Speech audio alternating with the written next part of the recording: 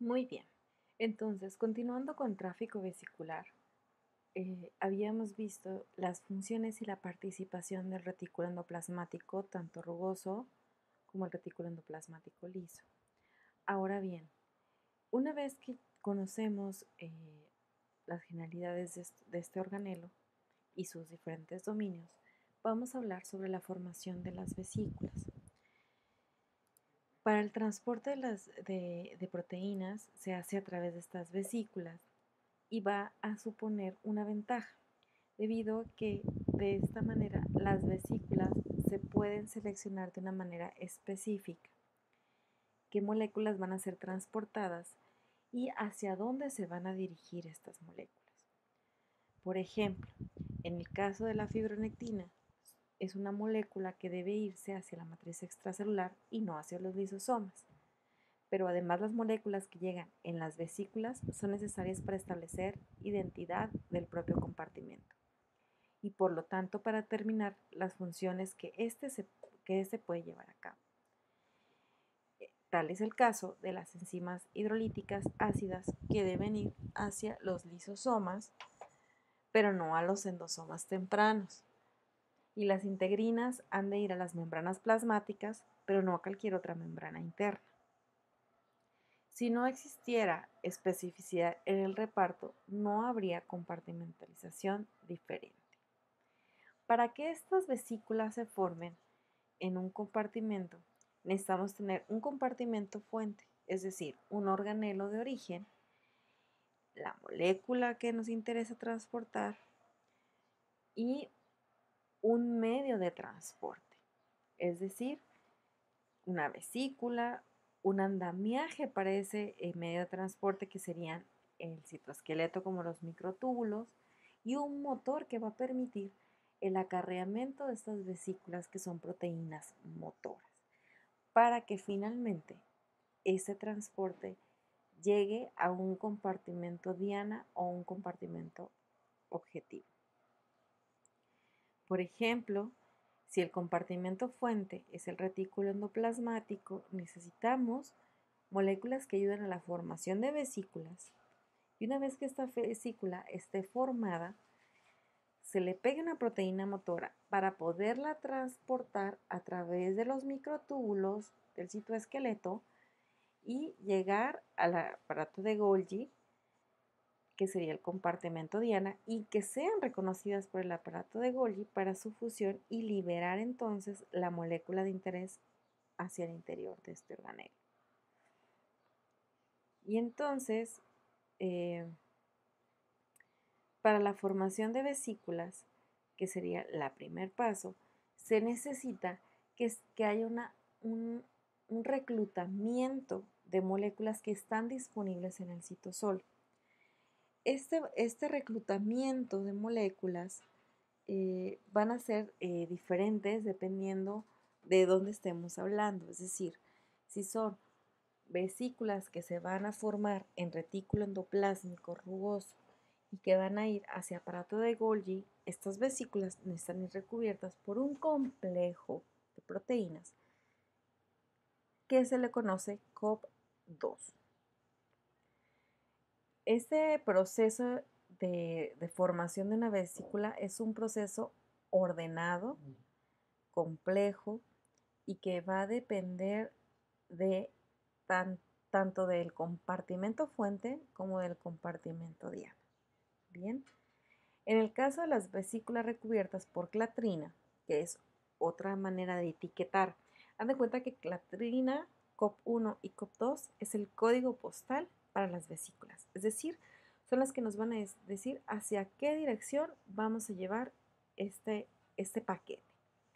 En el caso de las vesículas recubiertas por clatrina, en las levaduras se estima que alrededor de 65 proteínas diferentes van a intervenir en su formación y en la de los mamíferos alrededor de 50. Todas ellas van a estar disponibles en el citoplasma o en el citosol. Entonces, para la formación de vesículas necesitamos un primer paso que se llama nucleación, que es cuando se empiezan a reclutar moléculas del citosol y se empiezan a adosar a la membrana del retículo endoplasmático rugoso. Posteriormente, necesitamos que estas vesículas se carguen en donde se van a cargar de 3 cosas. Una, las proteínas transmembranales, es decir, aquellas proteínas que se le van a pegar a la vesícula que se está formando de nuevo, unas que van a estar unidas al receptor y otras que son las solubles, que es decir, las que están contenidos dentro de la vesícula, como lo podemos ver en la imagen. En verde fosforescente, la carga soluble que va a estar por dentro, en gris como una tenacita, unidas a un receptor, y las proteínas transmembranales de diferentes colores. Este caso es el recubrimiento, por ejemplo, de COP2 que se lleva a cabo de retículo endoplasmático para las vesículas que se van a dirigir hacia aparato de Golgi. Ahora bien, la formación de una vesícula en cualquier compartimento es un proceso relativamente complejo, ¿no? Y entonces, una vez que todas estas proteínas se conglomeraron y se pegaron, se necesita el siguiente proceso. Ya tenemos la nucleación, que es cuando se empiezan a juntar todas las proteínas sobre la membrana. Después se cargan.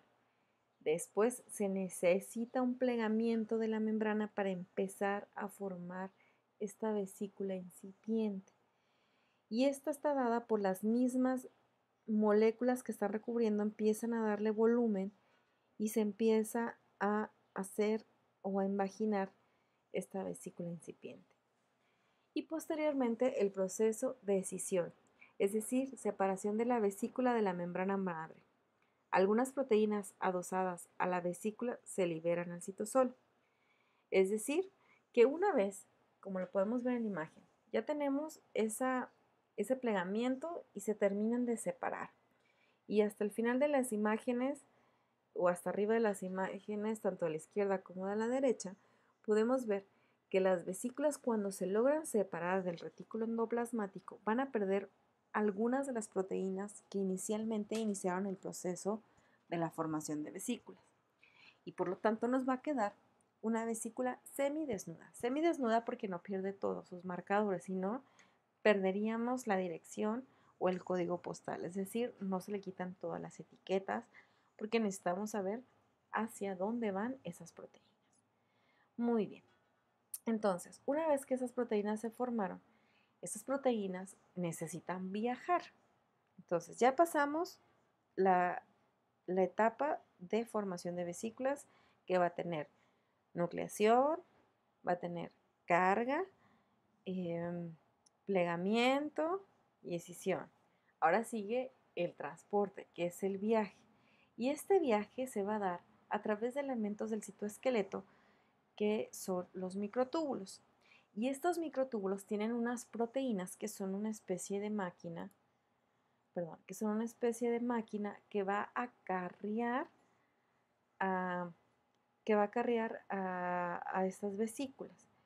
Estas se les conoce como proteínas motoras. Y como lo podemos ver en el GIF, literal, van guiándose por los microtúbulos. Ok.